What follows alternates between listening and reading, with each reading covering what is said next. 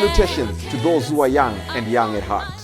Oremi, Madamfo, Enyi, Salam alaikum, Hola, buena gente, Bonjour, legend, Linja, Dumelang, Murigaboto, Muliwanji, Murigaboto, Makadin, Karibu, Mwakaitawani, Munotambere. Welcome to Blackview SDA online platform.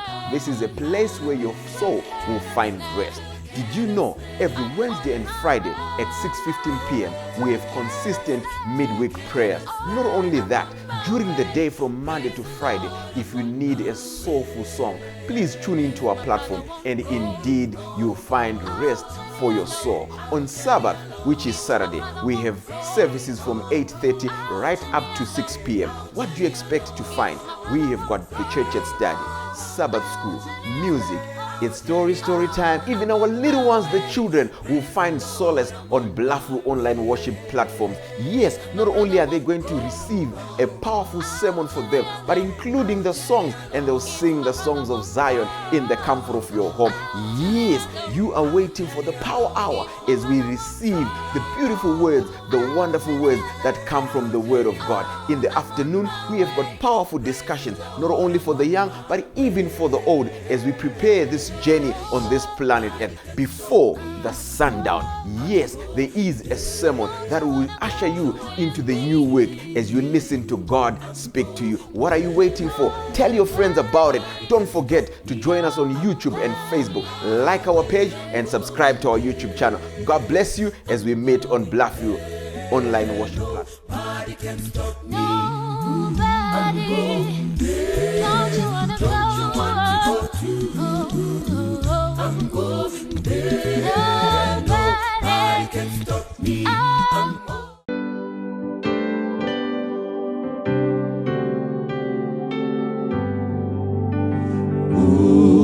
Ultimo unoyera unotim tugamira uripe chgoma Kristu watewe riva Jesu vaneti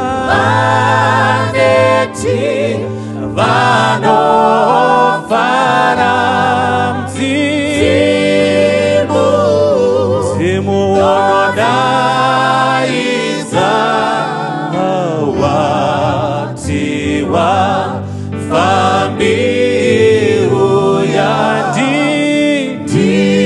uyanditewe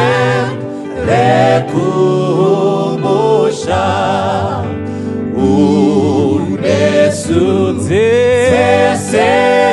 unesudzesenguwa unoda kubatsira musati siye tegati tiririku kufamba mimada budzo rino buya moyo yedu baba moyo yedu enozoneta watiwa fambi uya ditewe kumusha Yedu mazuwa emabasa emababa apera basi kunozo sara kuyendako udeka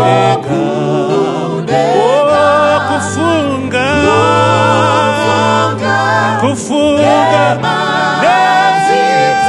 mazita kuti zutanyo wati wafabe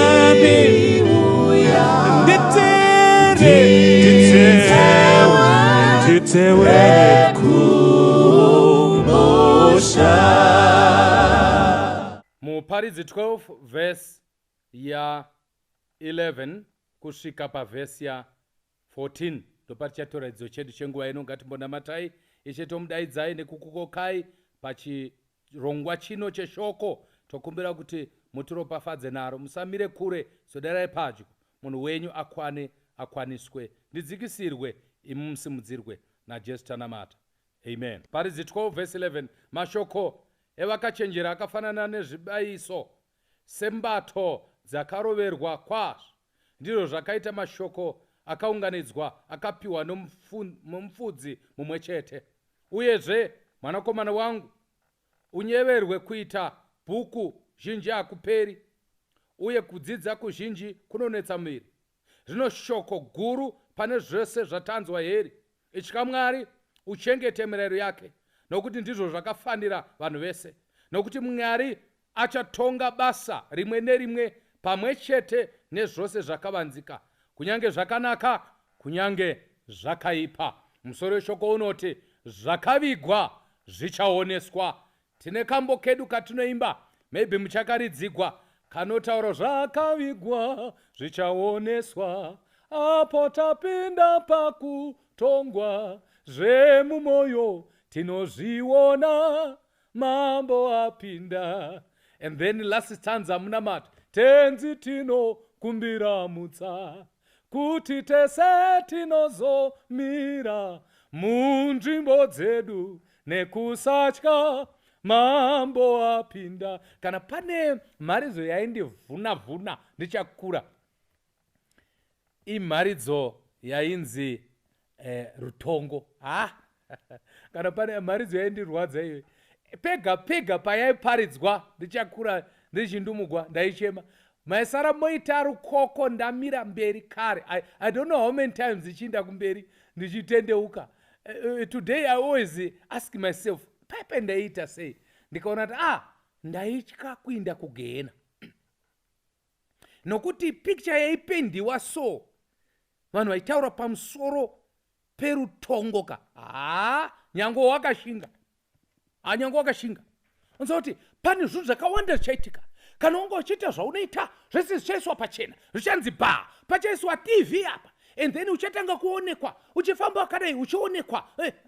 Vakomana ende porohwa. Fanika madhara edu anesina zviteology zvedu kaizvi zvekuda kumboteta rairohwa dry hands kuti vene varoyi nemeso. I remember umwe musi ichirohwa paKMT, ndakazonzwa kuti pastor vakazoshaya anjetauri zita ravo, but vaiti vakarova so, vobva varova, ndobva vatanga kuita rukoko, akanzi vese varoyi uye kumberi, vane zvitsinga uye kumberi, vese vane zvipotswa zvavakapa vamwe uye kumberi, vakatotokera zvinhu mumabhegi, vane zvitukwana uye kumberi. Ndikati pasi vanopengera, ndikaona chembere zvichidonzva zvichienda kumberi. Wauri usiku kumberi kukasviba kuti ndo. Ndobva munhu waMwari ndikaona kuti haasi kuzviitisaba. He was very serious. Saka ishu nechekuita nerutongo vanhu vaMwari, regai ndimboitaura ndisiri serious, handiri kukunyeperai. Rutongo kahaguna kuipa. Kana pane chinhu chakanaka rutongo. Why? Ndichakupai anza panapa. Chinoita kuti rutongo gukuomere mararamiro. Ngatiudzane pachena. Zvino kana mota yemapurisa yakati wi padze panapa, mapurisa akamhanya akasvikapo achipoterera panapa, ndototuma vakomana vekamera kuti itai vadzime siren, tiri kurekodha.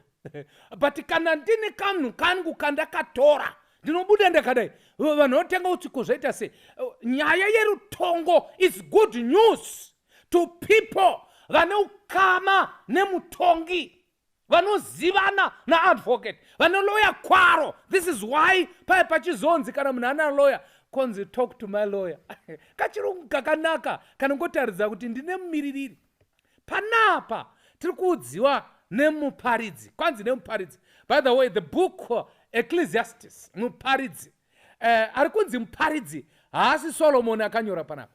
Muparidzi muna muparidzi ndi Jesu. Jesus is the preacher. So the preacher who is preaching this message is preaching the message of the preacher. The great preacher is Jesus. Ndiye muparidzi mukuru. Kana mchiti vhurai kuna muparidzi 12, zvangofanira kuti vhurai kuna Jesu 12 verse 18. Why? Jesus is the preacher. Ndiye muparidzi. Saka kana takuverenga kubhuku ramuparidzi wana waMwari, hasi kuverenga bhuku reumwe munhu, ndiro bhuku raKristu. Saka ari kuparidza mharidzo inoi ndiJehovha, Jesus himself. Kanzi mashoko chavo akachenjera emunhu akachenjera anofananidzwa nembato yakaroverwa zvakanaka. Chaicha chinonobaya nyama chaichi kana chakaroverwa muche chinonimaya zvakanaka nekubatisa, chavaibatisa vachibatisa nyama dzezvipiriso. Kana chisina kuita zvakanaka chinonosara muchoto. Ndo mashoko evanhu vakachenjera. Kanzi kuchenjera haisi nyaya yekufunda kwakawanda. Kudzidza kunotokuvhiringa, hakusi kunzi musadzidze, but kunokupa basa rakawanda. Kuchenjera chaiko chaiko, uye zvinhu zvese zvese zvingataurwa pamusoro pazvo hezvi itya Mwari. Amen. Conclusion of the whole matter. Zvese zvataurwa kubva kuna by the way, muparidzi kawo ndi Solomon handiti, but tati muparidzi muhombe ndi Jesu. Saka zvese zvakataurwa kubva kuna Genesis kuti murume uchasiya mukadzi wake unamatire kumurume wake, chikuru pane zvese izvozvo kuchengeta murayiro. Mukaya kuna Exodus kuti vanhu vakayambuka nyanza tsvuku muchiti ngatiyambuke, let us cross over, chayambuka nepakauma tichakajidzwa nedhasi. Chikuru pane zvese kuchengeta murayiro. Mukauya kuna Deuteronomy, kuna Exodus, kuna Leviticus pamusoro pemhuka dzese dzese nana Samueri kuti akanamatirwa mai vakapiwa miracle baby. Chikuru pane zvese zvamakanzwa sofa nezvamuchazonzwa.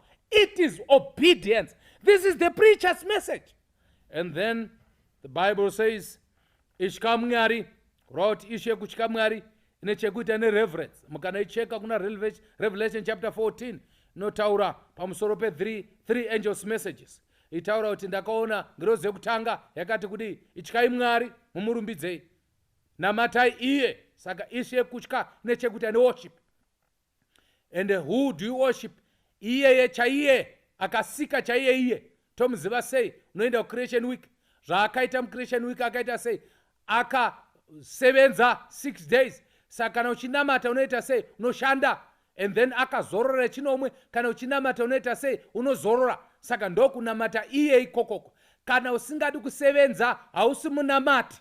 Vanhu vese vasingaiti zvekushanda havasi vanamati. Nyango muchienda kuchechi mune tsvimbo muchiita zvimwe zvese nekuimba nemahimbuku nemadrezi egirini nebhareta dzeyero kana kuti purple whatever, kana angava mabhanire amunopanana kuchechi, as long as usingashandi 6 days you are not a worshiper of God. Worshipping begins with working and then resting. Kana usingade izvozvo izvo, nyango kuimba buda kwaya hapana chauri kuchengetera sabata. Kana usingashandi 6 days hausi muchengeti wesabata, unongoonekwa kuzorora wakashanda rini. So Bible riri kuti panapa Mwari anonamatwa, anotyiwa nevanhu. Kutya Mwari kuinda kubasa, nekusanunoka kuinda kubasa, nekukupura ziya uchishanda. This is fearing God. And then resting on the 7th day of the week. So the Bible says, nokuti ndizvo zvakafanira vanhu vese. You see now, kufanira, it is the duty of all men. Kureva kuti hakuna munhu anonzi munhu. Men panapa represents mankind. Hakuna anonzi munhu asingafaniri kushanda, asingafaniri kuzorora, asingafaniri kuchengeta zuva resabata. Now let's come to something that is very interesting. Why ndati zvakavigwa zvichaoneswa. Kwanze nokuti Mwari uchatonga basa rimwe nerimwe. Ndo zvinhu zvandiri kuti ndo zvakanakira rutongo. Hapana basa risingazotongwi. Basa rimwe nerimwe rakanaka nerakaipa richatongwa. Kazhinji vanhu vanoenda kumakotsi vanhu vari kuinda nokuti vane mhosva yavari kupomerwa. Ndoda kuti muteerese rutongo rwaMwari. Vanhu vese vachamira pamberi pechigaro chaMwari, kwete kuti vakaita zvakanaka kana zvakaipa.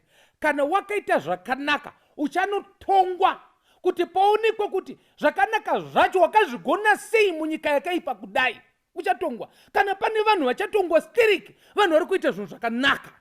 This is the good news of the judgment of God. Why? Because panda kuonekwa kuti iwe how did you, wakapabuda sei pavakadzi apa, vamwe vachiwira pavakadzi apa, wakazvigona sei kuti hauna kuita corruption but wakavaka imba ikapera. Kana pane vanhu vachatongwa chaizvo chaizvo, kutongwa chaiko chaiko, ndivo vanhu vaMwari. maKristu ndo achapinda pakutongwa kuri serious. Vande kuonekwa kuti how come vamwe vedu, vamwe ndochiti indairapa indaidai, ndopamizonoti aisheka kutaura chokwadi isarenda kudai. It is by grace, inyasha dzaMwari. Handaipo pabuda apa ndiMwari chaiwo wakandipa simba, not by mighty or by power but by the Spirit of God. Muchaona kuti pachatongwa vanhu vakanaka ndopamuchahwisisa kuti Mwari ndiMwari ari fair. Munoziva here kuti vanhu vakawanda vanoita zvakanaka but vasiri kupiwa credit pane zvimwe zvinhu, pange even panhamo, pange even pamuchato. Muchaona vanhu vakawanda, vamwe vanotendwa but vanhu vanosara pakutendwa. Pane mamwe mabasa akanaka awakaita ukasadura kuti ndoda kuti azikamwe but Mwari wakarekota. Ndikutaura zvimwe zvinhu zvawakaita muupenyu, hapana munhu anombozviziva. Wakatotaura kuti musataure zita rangu but kudenga uko Mwari pane nguva yanofunga kutaura kuti makaona chinhu chakati chakaitika, makangoona mari yava muakaunti yekuchechi, munhu akati handitaure but ini ndomuziva akaita zvakanaka. Everyone ane chaakaita chakanaka, the promise is muchapiwa mugove unoindirana nezvamakaita. The Bible says, for God will bring every deed unto judgment. You see, issue deed. Kura kuti nyaya yemabasa inodiwa. Tichatongwa nemabasa. Pane kambo kantaura izvozvo. Amana kuti tinongoponeswa nenyasha. Yes, nyasha dziripo. We're justified. But in sanctification, tinotongwa nemabasa. Mabasa atinoita ndo achaburitsa pachena kuti tiri vaMwari here kana kuti hatisi vaMwari. And then the Bible says, and then including, this is why at every deed, and then including every hidden. Ndopani nyapa kusanganisira zvakavanzika zvese, zvakavanzika zvakanaka zvichatongwa, zvakavanzika zvakaipa zvichatongwa. Ndopani nyaya yangu ipapa. Ndoda kuti mubate pfungwa imwise chigunwe. Munoziva here kuti pane zvinhu zvakawanda zviri kuitwa seri, inonzi behind the scenes. Ezvo zvandimuri kundoona panapa ndichitaura nemi kudai. Hamusi kuona kamunhu ari kunditora video ka, handimoziva izvo, hamusi kumuona. But ini ndiri kumuona kaini. Ende munhu ari kutora video haabudi kunoko, handimoziva izvo, haabudi kunoko. Akatobuda panotoeditwa achibviswa, but ndiye ari kutora. Komanaka. Ende mamuchiziva here kuti iye ndiye anonosanganisa achisanzi yone zvakadaro. Imi moona ini nichiparidza pachiimbwa, endiyeti pane munhu ari seri kwekamera. Ndikutaura kuti pane zvinhu zviri seri kwekamera. Ndoda kuti izvo mudongorere seri kweTV, kana muchiona TV. Mukadongorera seri kweTV, do you see anything there? But muri kuona here kuti kunoko muri kuona zvinhu. But kune seri zviri kuunza zvinhu muTV. Izvo manje zvatisingaoni nemaziso edu pane ari kuzviona manje. Kwanze zvese zvichabuda pachena. Kureva kuti zvese imi vakomana vari kuseri kundada kutaura mazita, mese muchabuda kunoko. Mese nezvimagadgets zvenyu zvese zvichabuda kunoko. Kana pane zvinhu zvisina kurongeka manje, ndingakutaurire zvinhu zvinenge chitogwa zvisati zvaeditwa. Zvikaburitswa zvimwe pana pamunosika kuti kupasa wangu achite chimbodzima tichidi. Izvozvo manje zvese zviri kudzimwa nekuti nemafaira muri kuti delete achiraswa. Haasi kudelita. Ndakukutaurirai. Pane kwaari kuwiswa. I'm talking about pane muite semusingazivi technology one. Andi muri kuti mimi muri kuseva zvinhu nezvinezvi makuzviseva pacloud. Amen. Muri kuseva pacloud pagore, handiti cloud riri kupi? Mudenga. Pane zvinhu zviri kuiswa kucloud. Cloud yaJehovha. Kunyange ukadelita pafoni kuti mudzimai asazvona, ukazvitevera even kubhini ukanozviemta zvikaenda zvinononamatira mucloud. Hallelujah. Kuna Jehovha anozovhomora. Kana pane chinhu chinonetsa manje zvinhu zviri seri vanhu vaMwari. Pane chakupai mushonga musaretseke. Pane mushonga wokuviga zvinhu. Pane mushonga wokuviga zvinhu. Makainzwa here story yemunhu uya akaya achichema chaizvo nenzara kuna pastor. Hey pastor, ndatambudzika zvisingamboiti, ndine mari yandanchida yakati. Pastor akati very sorry. Uya pano mwanangu tinamata. obva kunamata kanzi, pastor, I don't want prayers. Kanzi, by the way, just come, I'll give you a gift. Rikanipinde umba pastor kwaunotora bhaibheri dzva. Munoziva imimi mastori munoziva. Unotora bhaibheri dzva kwakuisa mari imomo kwabva kwauya naro kanzi go and read. You know, pana Psalm 134. Is it 139 verse 14? I'm fearfully and wonderfully made. Ndicharumbidza Jehovah nokuti ndakaitwa nemuto unoshamisa. Go and read it. Uverenge chapter yese. Kana weverenga Mwari uchakupa kukurudzi. Kanzi mapisarema every time, pastor. Mapisarema 139 ndio andozwa nemusoro. Kanzi I said go and read that one. Here's the Bible. Hauna Bible ndinaro, but read it from this Bible. Yandakupai, read it. Kanzi it's all right, pastor. Ndikakunetsi munhu waMwari. Anyway, thank you very much. Indanda yapano chitu munganipe mari. You know the story, by the way. And then akaenda akatambudzika zvikuru anakuverenga. And then he came back and you know it. Ndokubva achema, pastor. The only thing that mandi disappointed ndezvokuti ndakumbira moti ngatinamate. Now look at me now. Ndatambudzika. Pastor unoti, what are you telling me? Watambudzika nei kanzi? But namu yangu ndichinayo, I've prayed enough. Kanzi, but did you read? Kanzi, why should I read your Bible? It's now pastor's Bible. You see now, pastor says, but where is that Bible? Kanzi, ndakachirasa. How? Where did you throw that Bible? Kanzi, ndakachirasa. I think ameno kupandaka uchisa mbini. Let's hope achina utoro. Kanzi, mayo. Pasi kwa kumanya. Kwa unaona uti, Bible rari chiri mbini kwa kutora. Kanzi, please read Psalm 139. Ndobva zarura. Akaona pane envelope yemari. Zvakavikwa. Pane zvinhu zvakavikwa. Zvimwe zvakanaka. Zvatisingafi takaziva. But Jehovah anozviziva. Chirongwa chino hachisi ruda kukuzivisai kuti tiite zvakaipa. Pandoda kukuzivisai kuti tinogona kutovika zvakaipa zvedu. Iwe neni kutaura chokwadi kana pasine chunhu chatisingade kufumuka. Kufumugwa hatikude. Saka ndoda kukuudzai pachane, kana musingade kufumuka panema madhiri amakaita baba.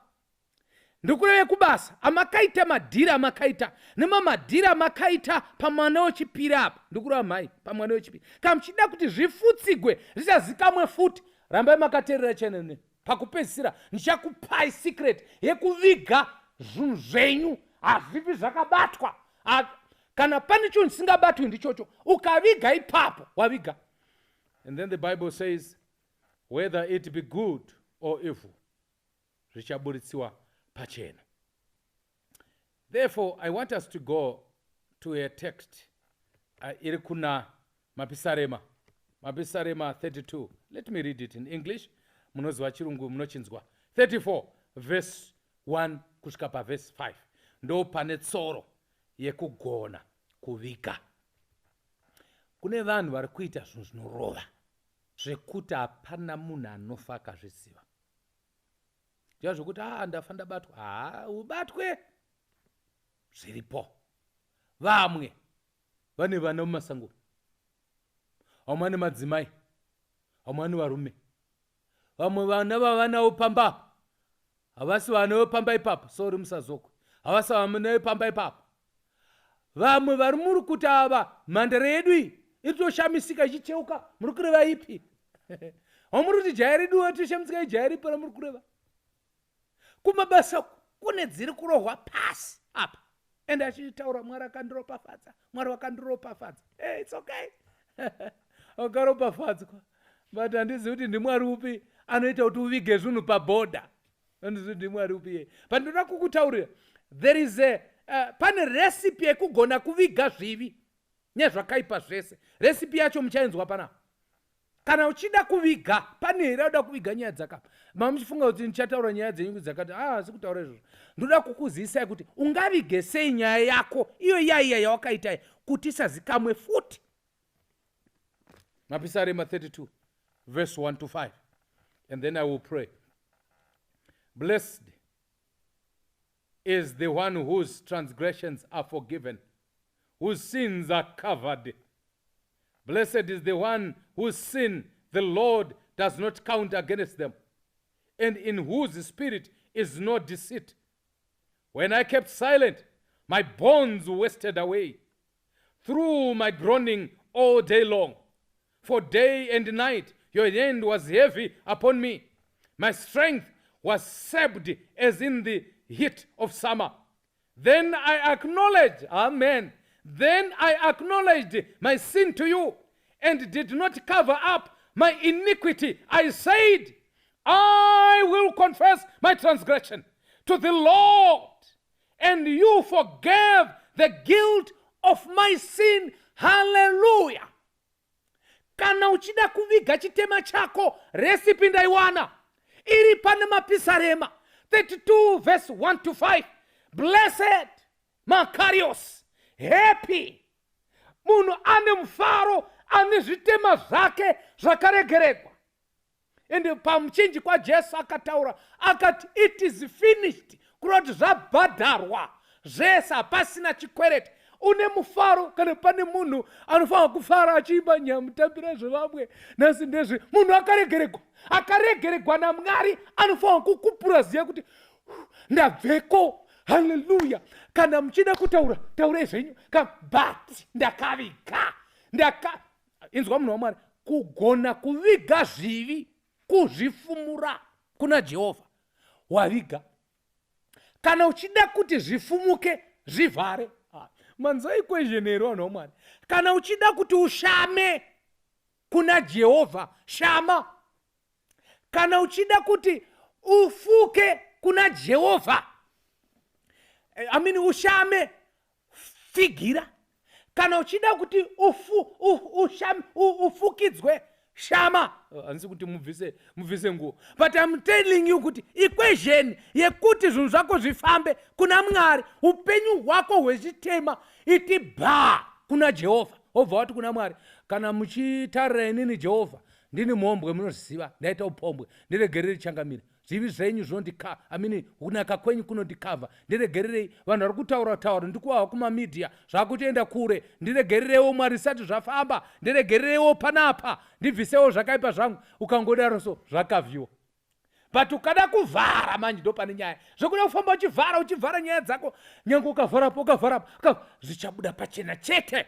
Saka ikwezeni iri panapa ndeyekuti ini ndiri kufara ndimapisaripa. Kwanzi chandiri kufara ndechekuti kwanzi zuva, day and night, ruoko rwenyu rwari heavy. Kana pane munhu anoremerwa, munhu ane kachitema kake, anenge achingoremerwa nacho, kwanzi ruoko rwaJehovha kwakangoda pamusoro pemunhu kure, kwakangorema nokuti une zvivi zvakavigwa. Uri kuremegwa. Unohwa mafudzi ako achirema. Nyange ukadii, nyange unototi there's something wrong, man. Why? Wakaremegwa. Especially haikona kumbonyepa. Usafungidza kuti Mwari hatauri newe. As long as uri mupenyu unotoguhwa ruoko rwaMwari kuti ugu wakandibatawo. Ndakaremegwa pastor. Nezvikuitika mukati muupenyu hwangu. But kuti ruoko rwaJehovha gubvepo, zvifumure. Ubva wataura kuti ndauya Mwari, ndauya ndakadaro. Ndinzvere Ishe. Ndauya kuzopfidza matadzo, ndibvisei twese nezvimwe zvongotinamatira. I don't know kuti zvimwe zvacho ndoziva, zvimwe zvacho handizive, zvimwe zvacho zvakonzerwa nevanhu, zvimwe ndini, zvese ndauya kuzokuudzai. Torai zvese. Kana wadaro manje, you have disempowered God. Kana pane munhu anogurunura Mwari simba, mureururi wezvitadzo. Kana pane chinhu chinonzi weakness yaMwari, kuchengeta bhuku rezvitadzo zvavanhu. That's the weakest point of God. Sorry, it's not blasphemy, but I'm just saying God is weak in the area of keeping a confessed sin. Mwari ari weak. Hagoni kuzviita izvozvo. Musystem yeumwari hamuna chikwereti nemunhu apfumura. Kunotonzi muri kuti Makiwa akatadza. Konzi rini nine? Rini? Muri kurara rini? Konzi akatadza wandikanzi. I don't see it. Why? Covered. Covered by the blood of Jesus. I want to pray for somebody. I don't want to go very far. Zvakavigwa zvichaoneswa. But zvakaoneswa zvichavigwa. Ndo nyaya iri parapa. Zvakavigwa zvichaoneswa. But zvakaoneswa zvichavigwa. Unoonesa kuna Jehovha. Kana chizvireurura zvitema zvedu, akatendeka, anotiregerera. Pakudarika, unoziva problem yedu chi? Ndanotaura nevanhu vaMwari. Problem yedu tiri vatsvenestiriki. This is why you anochiti, akanganisa, deformation of character. Do you have a character? Do you have a character, my brother? Une character ere pastor, a deformation of character. Chiri kunetsa nechikuti we're too holy. tiri holi zvokuti hatidi kunzwa kuti taita zvakati. Ukauchinzi ane makuhwa uti ndinawo makuhwa, but handichazivi kuti ndakaita papi because handina shuwa nendogona kuenda katoita. Ukanzi uri mhombwe uti shuwa ndiri mhombwe, but let's hope handa kutora mukadzi womunhu ndiri mhombwe, but handizivi kuti ndandaita chipi zvino kuendo guno. Unzi nerichiwa nepamuromo uti shuwa nepamuromo, but handisi kuziva kuti gara ndakaita kunani zviya. Tiri vatadzi every day. Chero chawaita ipo pano pachane totaura kwandaita ndatotadzira umwe izvozvi. Ndofa utoreurura kuti mwandiregerere pandaparidza paya pane wandatsika konzi ndanisiri kuzviitisa pandachiverenga shoko. Kutadza ndokwedu actually.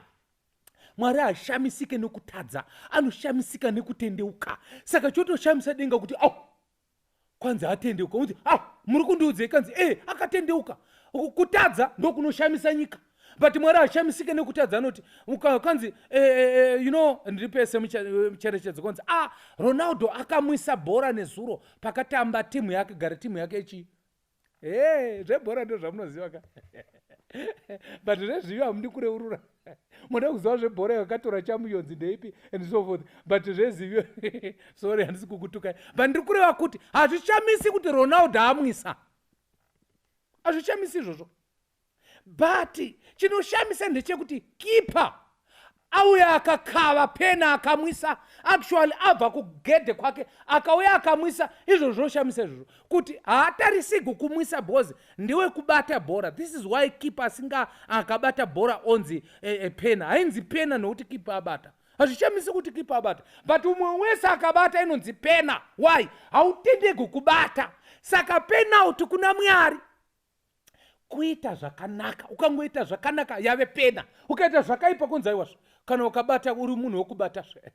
Saka uchishamisa pana kipa kuti abata bhora chi. Unzi kipa akabata bhora. Kanzi ndio kubata. Untadza kubata. Saka uri kuti wewe mutadzi. Ko antadze kuita mutadzi asi munhu. Tiri vatadzi. Utsvene ndio hunotinetsa. Kuzvita vatsvene stereka. Saka uchida kuvhunduka kana pataugwa chinhu. Nini akanditaura. Wakataugwa iwe wakanaka here. Wagara wakanaka here iwe. Unoda kuti kwai utaugwe wakanaka here. Nayo komana taugwaka. Iwo vanofamba vachinitaura. Aiwa chashamisa chipa famba uchitaugwa iwe uchifamba. Handidi kufamba. Unoda here kuvika zvitema zvireurure pana Jehovha. Ishe tomutenda mangwananano. Aiwa makanaka Mwari. Makorokoto heyama mama kaviga zvenyu zvenyu kudai. Rumba pana mapisare ma32 apa tisingazvioni kuti ndo pane chirahwe. Mama kafumbatira kudai kuti chiri mupi tichingomhanya kandi chiri pana mapisarema 32:1 kuti kana uchida kuti usafumuke, fumuka kwandiri ndiko kufukidza. Ishe tokumbira kuti mutifukidzewo. Tafumuka kudhara, tifukidzewo. Tonyara panzapa vanhu vauda ngoti taura tifukidzewo nemaropa epamuchinjikwa. Muzita raJesu tanamata. Amen. God bless you.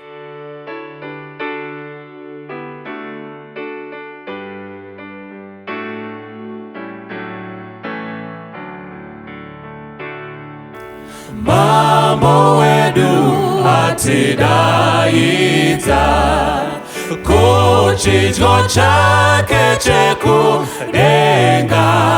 Tomira senyi mukutongwa. Mambo apinda apo mambo apinda kuzotitonga. Tichamira senyi apo mambo apinda. Mambo Jesu amechiremba pakange pazoiswa minzwa nembiri yake tichamboona. Mambo apinda apo mambo apinda kuzotitonga.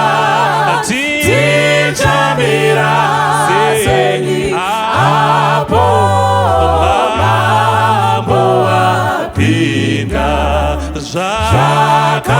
Zvakaipa Zvichaonekwa. Apo tapinda pakutongwa, zvemumoyo tinozviwana. Mambo apinda, apo mambo apinda kuzotitonga. Tichamira senyi apo mambo apinda. Achafara pakutiona, kuti tapfeka nguo chena. Ndizvo kunesu tunonaka. Mambo apinda, apo mambo apinda kuzotitonga. Tichamira senyi apo mambo apinda. Tenzi tinokumbira mutsa, kuti tese tinozomira munzvimbo dzedu nekusatya. Mambo apinda, apo mambo apinda kuzotitonga. Tichamira senyi apo mambo apinda. Apo mambo apinda kuzotitonga. Isusu tichamira senyi